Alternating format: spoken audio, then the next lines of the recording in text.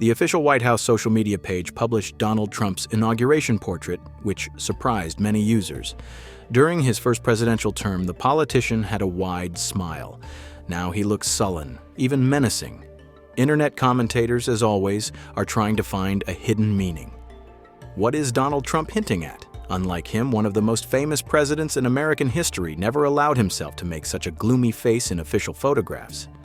He is just very handsome. So, a little embarrassed, many American voters, or rather female voters, explained to journalists why they voted for John Kennedy. This was the first political race in which people chose a president not only because of his views, election program, and experience, but also because of his appearance. And Kennedy was really devilishly attractive. A young, successful, handsome man with an affirming smile, white-toothed, stylishly dressed, with a beautiful wife, a successful president for a time. Political strategists still consider John Kennedy to be a kind of standard for how a person in power should look. They say, try to find at least one bad photo of him. For example, in this random shot of the president eating ice cream on summer vacation, everything is perfect. His polo shirt, his hairstyle, even the waffle cone. What about official photos? With such a level of photogenicity, it seems that you can only be born with it. It's no wonder that during the debates, he completely destroyed his opponent Richard Nixon with just his dazzling smile. These were the first political debates in U.S. history. And Nixon, according to all sociological polls before these debates, was ahead of Kennedy, because he had already been Eisenhower's vice president for 8 years. And everyone thought he was a more solid, more experienced politician, but since that year, most Americans had their first experience of watching political debates on television. They saw that Kennedy looked much better against the backdrop of Nixon. First of all, Kennedy was more attractive a priori. He was younger, more handsome. He smiled, he was relaxed, he was positive, and Nixon was nervous, worried, stumbled, and sweated. Against the backdrop of Richard Nixon with his perpetually sternly furrowed brows and downturned lips, John Kennedy looked like a real heartthrob. Of course, it wasn't just his appearance that brought the Democrats to the presidency, but still, it was this kind of person that Americans wanted to see at the head of the state. And for a long time after John Kennedy's death, the image of an almost ideal president seemed to be imprinted on the minds of U.S. residents. Yes, he made mistakes. A string of mistresses led by movie diva Marilyn Monroe was worth something, but still, he was charming and human. Researchers from Preston University and Carnegie Mellon University tried to find out what specific traits of Kennedy won over the voters. There is a famous proverb, "You are judged by your clothes and seen off by your mind." You are also judged not only by your clothes, but by your features and even your facial expression.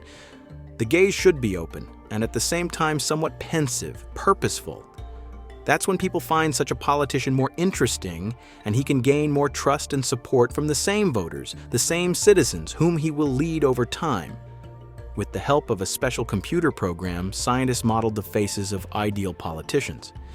In any case, the participants in the experiment chose exactly those cheekbones, lips, and chins that people who are responsible, hardworking, competent, and empathetic should have. However, physiognomists, that is, analysts of human faces and facial expressions, argue that this idea is a complete failure. And if you choose a president based solely on external data, you can be left with nothing. When we look at a politician superficially during his pre-election speeches, various programmatic speeches at meetings with citizens and voters, it's a game, and we sometimes become victims of this game. We see in that politician what we would like to see in him: a determined gaze, an open smile, some expressive gestures. But it's not always like that. So if voters were based only on physiognomic data, there would be no nosy, cheekboned, and bearded people among the leaders of democratic states. After all, these are signs of people who are too authoritarian and prone to cruelty. But physiognomy is not recognized as a scientific discipline.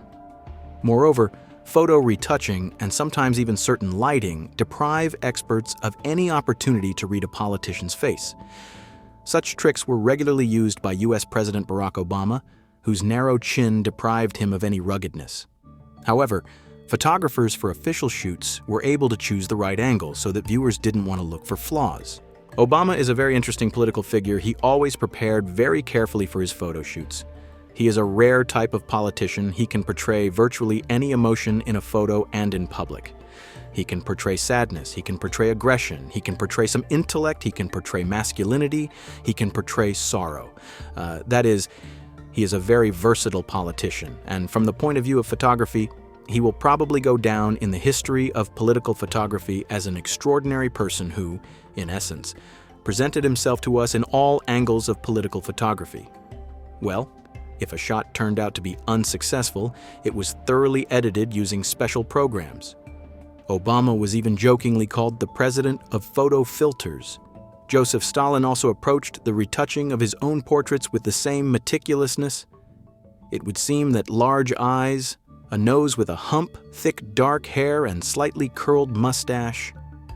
The leader of the peoples had an extremely expressive appearance, and yet the chairman of the Council of Ministers of the USSR had features that he was ashamed of.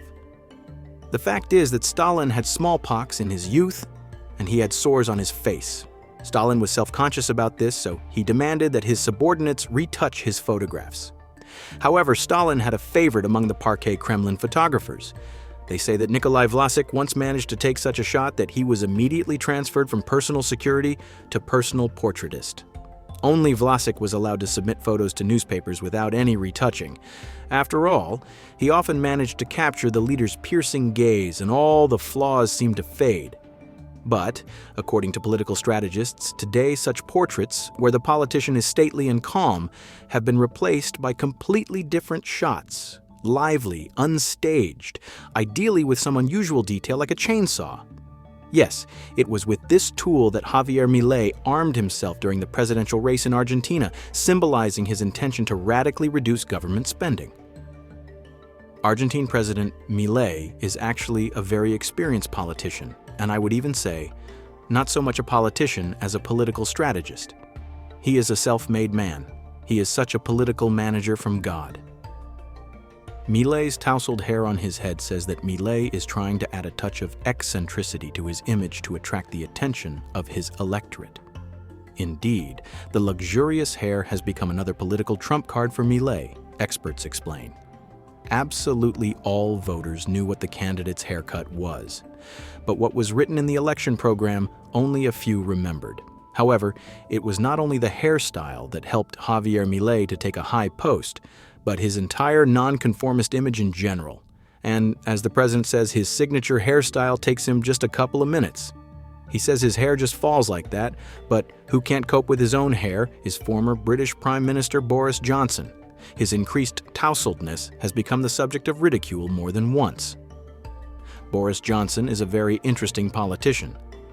The fact is that it is well known that when he was young, when he was a student, and a young aspiring politician, journalist, he was actually a very closed young man, buttoned up to the top button of his jacket. Then, as he evolved as a politician, he apparently decided to add a touch of eccentricity to his image and started walking around tousled and disheveled.